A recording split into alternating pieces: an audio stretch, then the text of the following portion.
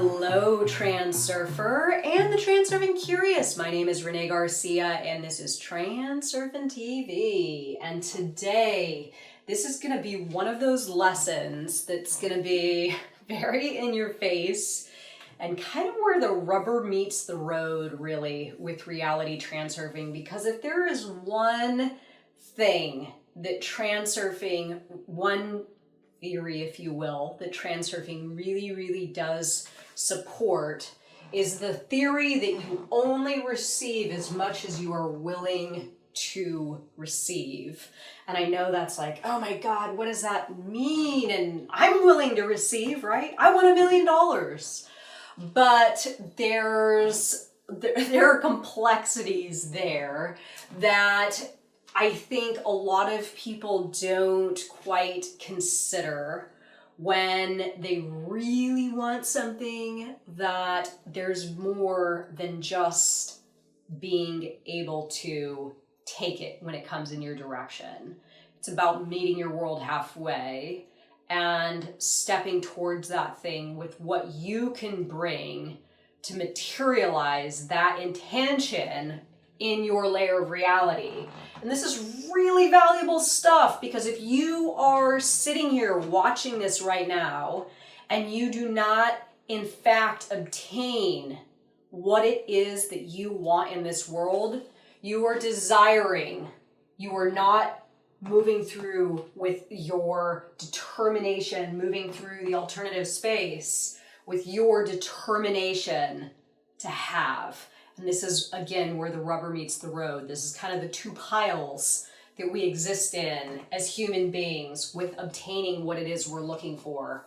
Remember to like this video and comment below "My world is taking care of me" to enter my daily giveaway for my reprogramming stickers. And join us on Facebook, link below, and also Teachable, Reality 2.0, the Teachable course down below. So, Apples Fall to the Sky is the name of this lesson, and this is a very curious statement that Vadim actually gave to us in his, what was originally his 5th book, Apples Fall to the Sky. It was a very short, tiny little book, extremely powerful. I had quite a beautiful moment, probably one of the most beautiful moments I've ever had in my life. I was laying out in the forest. I know this is going to sound kind of hokey. I was laying out in the forest and I was reading this book and I was just getting ready to finish it, and I felt the absolute best that I'd ever felt in my life. And a wind came through the forest and all the leaves started, making this little noise, and it was so beautiful. And then I swear to God, the next line said, "Did you hear that? The winds of outer intention just came into your layer of reality." And I was like, what? It was like the greatest moment of my life. And that's really where things switched over for me. And I stopped desiring. Now, I don't want to say that it was instant, right? It didn't just happen that I stopped desiring, but I realized that I was wanting something without doing what I needed to do in order to obtain that thing. And there was a much more effective way of going about getting that thing. And this is acting with the determination to have, or the determination to act. So Vadim Zeland says in Apples Fall to the Sky in the big book on page 481, if you want to read it after this lesson, that would be advisable. He says that in the Holy Scripture, I'm sure he's referring to the Bible, it says, "According to your faith, be it unto you," right? Or the interpretation here, you only receive as much as you are willing to receive. So this is really about what you believe is exactly what you are going to get. And most people believe that what it is they want exists outside of their realm of being able to have it, if that makes sense. Let me say that a different way. Most people think that the things that they want are outside of their reach, right? So they don't end up reaching because they feel that that'll be a futile move. So the big things, you know, big success, big money, big adventure, big whatever it is intended for other people. It's too hard, it's too challenging, I don't know how to do it. Therefore, that reach never happens because of the fear of reaching out and not actually grabbing the thing. So the lesson itself, apples fall to the sky, the actual in the book, the chapter of the book, what I believe this to mean is that apples falling to the sky is something happening that you sort of perceived as once impossible, right? Apples falling to the sky. Well, they don't fall to the sky. They fall down, right? So this difference right here, this is a huge difference. Perceiving the world as the apples falling from the trees to the ground, or choosing to perceive your world where the apples fall up instead of down. This is actually a very profound difference in perception from the eyes. I'll use myself as an example. When I was in this mode, apples fell to the ground, right? This is how reality worked. This was my lot in life. This is why I didn't have things. This is why I believed that certain things weren't for me. This is why I only tried so hard, is because apples fell to the ground and that's the way things were. So that's exactly what I got, right? Apples falling to the sky is me saying to myself, does that version of reality exist? Do I believe that there is a version of reality where apples fall to the sky? And I know now the answer is absolutely yes. There is a version of reality where apples fall to the sky. Therefore, I have the ability to do the things that I once thought impossible to. So one of the statements in the chapter that I absolutely love and is just, it sums it all up in such a way that Vadim Zeland really presents to us to go after the thing that's intended for you. A lot of people are like, well, I just want more money, right? But that is not the thing that is going to make your heart and mind sing in unison, right? More money. If I gave you $5 million right now, you'd go and eat and drink and shop and travel and this and that. But then when the newness of that wore off, you would still be left with that empty feeling inside, right? So the idea here is that we connect to our ideal version of reality via that thing that's actually intended for us, not a false goal imposed on us by a foreign pendulum. So the statement, he says, the sail of false belief will never fill with the wind of outer intention. Okay, boom, there it is.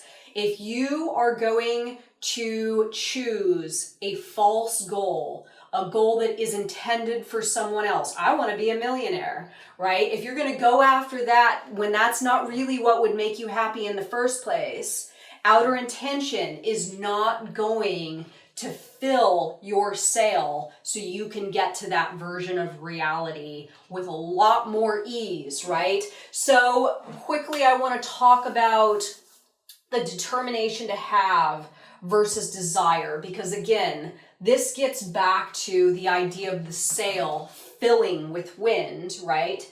Desire is you are sitting dead in the water. You're not moving. Your boat's not moving. Your sail is completely limp. There's no force pushing you along. And you're thinking, oh, wouldn't that be nice to be moving, to be sailing right now, right? But as we know, just wanting something, just desiring something is not enough. Just like Vadim says, the sail of false belief will never fill with the wind of outer intention. So just desiring or wanting something is not enough to create that force that is going to help you towards your intention.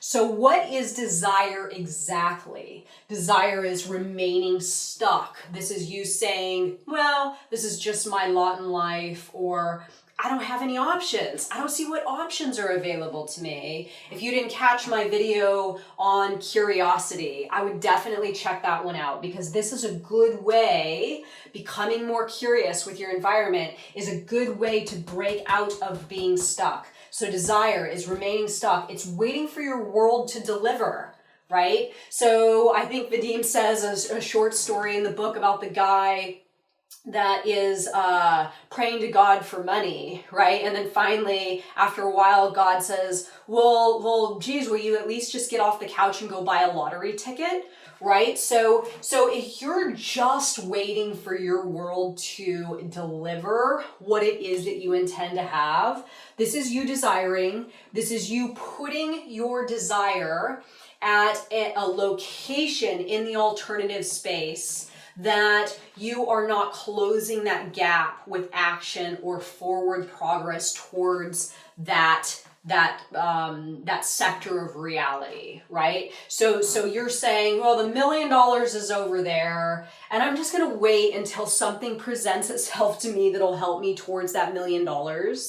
But again, this isn't how it works. Co-coordinating, and I'll get to that in a moment, is about you meeting your world halfway. So is your world bringing up for you to view, really, hey, over here, here's an option, and then you do your part by infusing that option that your environment has presented to you with action and positive thought quality and a coordinated frequency. There's a bunch of stuff that will get that version of reality materializing that you are accountable for, right? Your world is not going to do all of it for you. It's just not. Wanting, fearing, and holding on.